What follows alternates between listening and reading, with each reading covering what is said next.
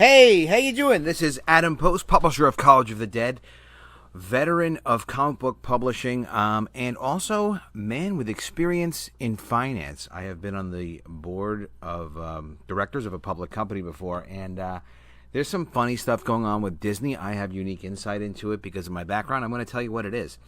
So today, Disney was accused by a whistleblower of overstating their revenue and playing around with their expenses. The complaints allege, now this is of course in Hollywood Reporter, but it's in a number of business publications. The complaints allege that Disney skirted tax payments, getting around tax payments, by reclassifying items as food and hotel rooms, and that it inflated sales numbers. So Disney's stock went down a bit today. And, basically what happened was this Disney contract veteran who's been working with them for 18 years filed a complaint with the SEC in 2017 and then was fired a month later. Now, just so you know, the SEC is the Security and Exchange Commission. It's a federal organization. They're the guys that carted away Bernie Madoff. But no one's going to cart away the executives of Disney just yet. The SEC also generally doesn't get involved in things unless it's really egregious and it's really serious. They have a bunch of lawyers there, but they're really not with finance all that much, believe it or not. They do make trouble for people, but they don't follow up on a lot of complaints. But they did get this complaint. And the complaint is that Disney was utilizing gift cards, as you see here, $500 gift cards at face value when they were charging $395 for them at a discount. Now, why would they do that? Well, you do something like that if you're trying to show results in a certain department. So partly it's because people's bonuses rely on it. Partly it's because people will get heat from their bosses if they don't hit certain numbers. So companies will do funny things. And it says here, during 2008 and 2009, the former employee alleges Disney may have overstated revenue by as much as $6 billion. Disney does a lot of revenue, but still, that's a significant number. As it says here, a remarkably large number given the Parks and Resorts, meaning the theme parks division, reported revenue of $10.6 billion in revenue in 2009. So this would make it look like their theme parks were doing much better than they actually were, almost doubling the number of revenue. That's a big miss. So that's something that if the SEC decides to research it and not enough people call in enough favors to squash it, they could get a significant fine. But probably like Mickey Mouse is not going to jail for that.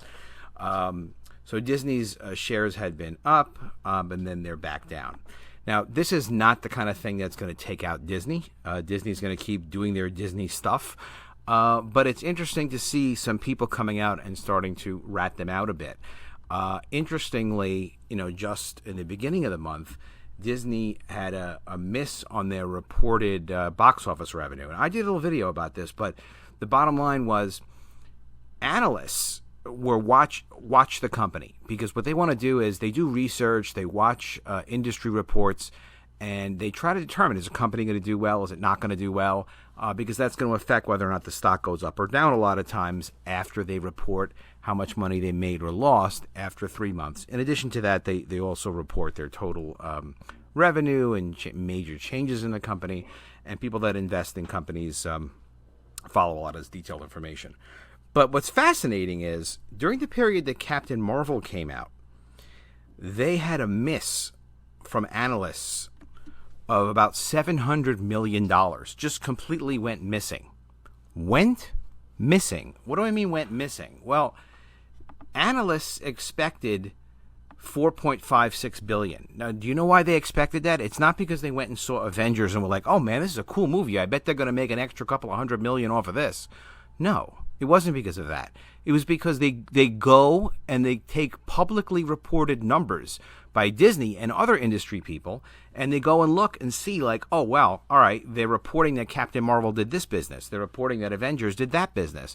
They did this business in the U.S. They did that business in China. They look at all the reported numbers and they basically just add them up in a spreadsheet. It's not that mystical. It's not that sneaky. It should not be off by like 20%. It should not be off by $700 million. I'm telling you, all that funny stuff that we saw with Captain Marvel when the movie was like sold out in so many places and it did over $1 billion in revenue and everybody was going to see the movie. A lot of people said that there were empty movie theater seats when they went, that the first 2 rows were filled up. The way you would do that, and it would account for this miss, would be they could report the tickets as sold and up their gross number by as much as they want. They could have made Captain Marvel bigger revenue amount estimated from Disney. Reported. Disney could have reported $4 billion for Captain Marvel if they wanted to as revenue, and then expensed out pre-purchased tickets. So the box office reports that they give and fake revenue numbers that they generate for box office, for example, specifically, I'm sure they did for Captain Marvel by buying out their own seats. They're actually allowed to do that because they're just reporting box office to industry sources. That's what the analysts are relying on to come up with their number. When it comes to reporting to the SEC, they have to come clean. If they don't, then you have like this problem that we found today, whistleblowers eventually coming out and ratting them out. So they can hide as an expense any money that they spent to buy out their own tickets in movie theaters. Though once someone in finance catches on to this, who's actually in the markets and in business people, they're going to get in some trouble for that. They're not going to be able to do that consistently. However, they probably won't need to do it as often as they did with Captain Marvel. But who knows? If they keep ruining their movies, we'll have to watch and see if there are a lot of empty seats in Star Wars. You'll know that they're doing it again, and you'll know that their stock is going to fail and go down again like it did. See, it fell 4% on those results. So, talking about something that will not fail, that is my College of the Dead campaign I have right now on Indiegogo. It's all the way up to $35.80. We're already funded as far as I'm concerned. We have a flexible goal, but we would like to get that number up to 5,000 within the next 5 days. So go ahead, check it out. It's a zombie apocalypse graphic novel. You can get the comic book in the ash can. You can get just the comic book, or you can get the full set, which includes the art book, which is another 220-page book. And look how cool this is. This is the cover for College of the Dead #2, which we are furiously putting together now and will be offering very soon, right after we ship College of the Dead Book 1, and we start to see those pictures go around. You can find that in the links in the description below in the video. Make sure you like this video and make sure you share it. And comment if you think, tell me if you think Disney is 100% honest with all their financial numbers, or if you think they're getting a little funny with the numbers like I do.